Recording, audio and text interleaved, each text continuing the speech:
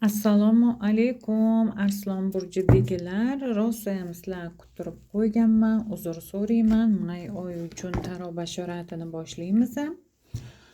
Xo'p, qanaqa energiyada bo'ladi? Xudo xohlasa shifoli ochirim bo'lsin. Arslon burjidagilarni nimalar kutyapti deb ko'ramiz.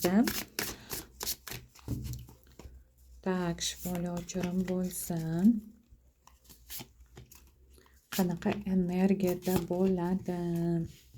Birdaniga ochib aytmoqchiman. Qanaqa energiyada bo'ladi? Mana qarang. Siz qanchalik hozirda sizni vaziyatingiz, hozirda sizni hayotiy muammolaringiz qiyin bo'lmasin, orzularga berilmasdan shu muammolarni hal qilish bo'yicha ko'proq o'ylab qilishingiz kerak bo'ladi. Ya'ni siz bor narsani, haqiqatni tan olib, borini bor qilib ko'rib, qiyinchiliklardan yengib o'tishingiz kerak. Bu albatta sizni mehnatingizni samarasi, mevasi bo'ladi. Xo'p, yana ko'ramiz umumiy energiyasini. Agarda sizda shu qiyinchiliklar, orzularga berilmasangiz, ya'ni fantaziyalarga berilmasangiz, balki sizga kimdirlar ko'p va'da berishi mumkin. Sen bu ishni qilsang, mana daromad olasan, bunaqa qilasan, yoki shaxsiy hayotingizga ko'p aldovlarga tushishingiz mumkin. Lekin bilingki, haqiqatni ochiqchasiga tan olib hayotda stimulga ega bo'ling. O'shanda siz o'z omadingizga, muvaffaqiyatingizga erisha olasiz. Nimalardan ogohlantirmoqchi? Nimalardan ogohlantiradi? Nimalardan ehtiyot bo'lishimiz kerak deb ko'ramiz. Arslon burjidagilarda nimalardan ehtiyot bo'lishi kerak?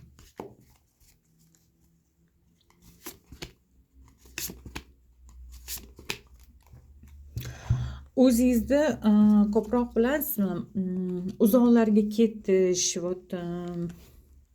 nimalar umuman sizga to'g'ri kelmaydigan odamlar bilan, sizga to'g'ri kelmaydigan hobbilar bilan o'zingizni ovutishga harakat qilasiz. Sizda qanaqadir bir ko'ngil taskinligi bo'lmasligi mumkin. O'zingizga taskin topishga, joy qidirishga harakat qilishingiz mumkin. Juda ham xotirjamlik sizga yetmasligi mumkin. Juda ham kayfiyat bilan bog'liq muammolar bo'lishi mumkin. Kayfiyatingizga ta'sir qiluvchi omillar, tashvishlar paydo bo'lishi mumkinligini ko'rsatyapti. Lekin bilingki, sizda atrofingizda sizni qalbingizni yorituvchi, sizni hayotingizni yorituvchi insonlar bo'ladi. Shaxsiy hayotimiz bilamiz. Shaxsiy hayotimiz bo'yicha Arslon burjidagilarni nimalar kutyapti?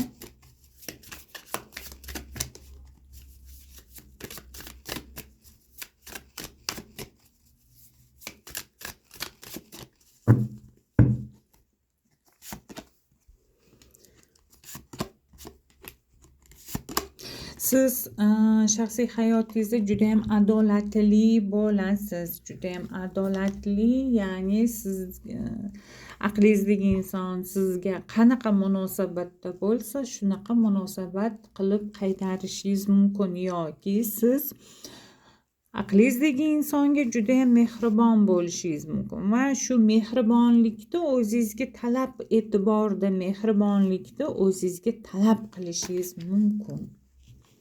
Aqlingizdagi inson bilan nimalar kutyapti? Deyarli sizdan munosabatlarda sovuqlik tushishi mumkin, yoki sizda shu aqlingizdagi insonni be'tiborligi sizni ko'nglingizni aqlingizdagi insondan sovuttirib yuborishi mumkin.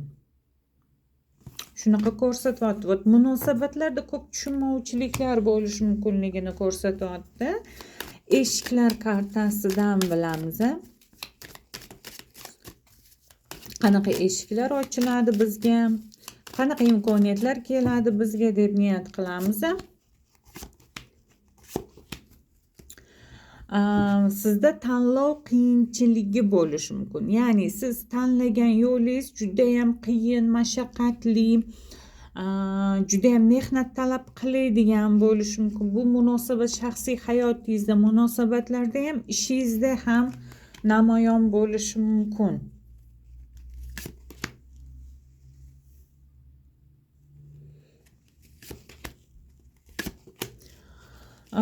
Bilingki, siz har qanaqa holatda, tupik holatda atrofingizdagilarga yordam so'rab, dugonalaringiz yoki o'rtoqlaringiz, yaqin insonlaringizdan shu mashaqqatlardan, muammolardan chiqib ketishgan atrofingizdagilar sizga yordam berishi mumkin.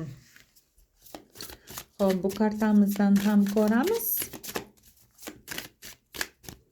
Kayfiyatimizni ochuvchi, bizga energiya beruvchi holatlar haqida bilamiz.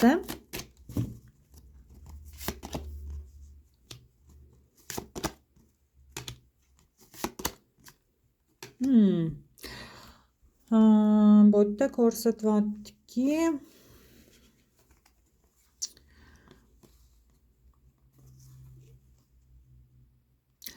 sizda iloji boricha may oyida egoizmda, xudbinlikda o'zingizga bo'lgan e'tiborni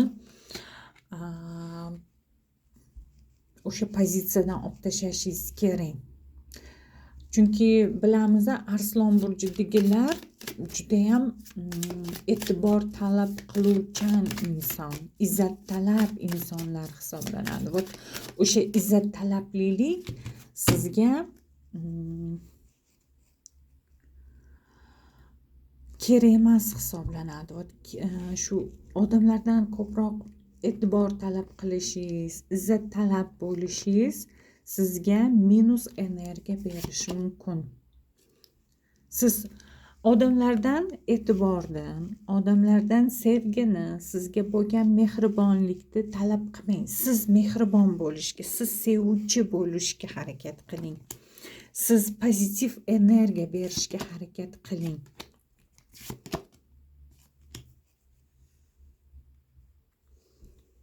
Agarda kimgadir yordam qo'lini cho'zsangiz, sizga albatta may oyida o'sha qilayotgan yaxshiliklaringiz javobi kelishi, harakatlaringizda samarasi kelishi, mehnatingizda samarasi kelishi mumkinligini ko'rsatyapti. Va juda ham ko'p may oyida tuzmiche kartasi may oyida sizga juda ham ko'p muammolardan xalos bo'lishingiz ko'rsatyapti. Xo'p, psixologik kartalarimizdan olamiz. Bizni psixologik holatimiz, Arslon burjidagilarni psixologik holati qanaqa holatda bo'ladi? Ko'ramiz. Sizga juda ham ko'p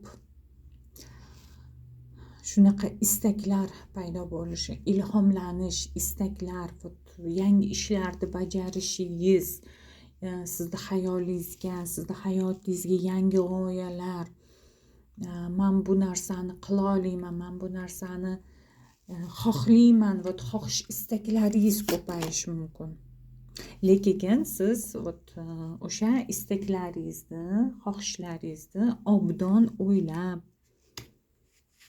azart bilan emas, ya'ni juda kuchli xohish bilan emas, bu o'sha xohlayotgan narsalaringiz sizga haqiqatan kerakmi, yo'qmi? O'sha narsalarni o'ylab bilib qilishingiz kerak-da. O'zingizda bo'lgan o'sha azartni so'ndirishingiz kerak. Va juda ham ko'p odamlar bilan muloqotda bo'lishingiz mumkin.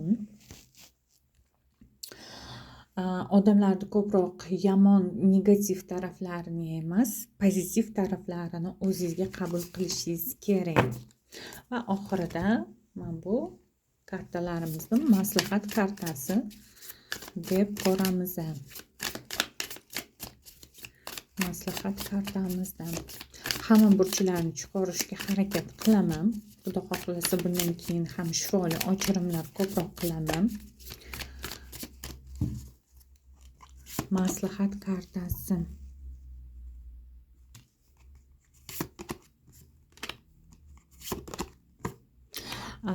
Bitta qarang. Sizni may oyida sabr toqatingiz sizga tilloga teng bo'ladi. Sabr toqatingiz tilloga teng bo'ladi. Judayam og'ir vazmin, konfliktga bormaydigan, ya'ni atrofingizdagilar bilan tortishmaslikka, o'zingizni haqligingizni isbotlamaslikka harakat qiling.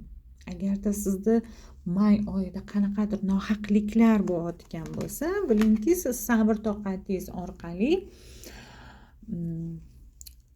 o'zingizni omadingizga erishasiz. Ya'ni sizni haqligingiz sabr toqatingiz orqali namoyon bo'ladi. Shunaqa shifoli ochirim bo'ldi deb o'ylayman. Arslon burchidagilarga sog' bo'linglar. Qolgan burchlarni ham chiqarishga harakat qilaman. Hammaga pozitiv kayfiyat tilayman.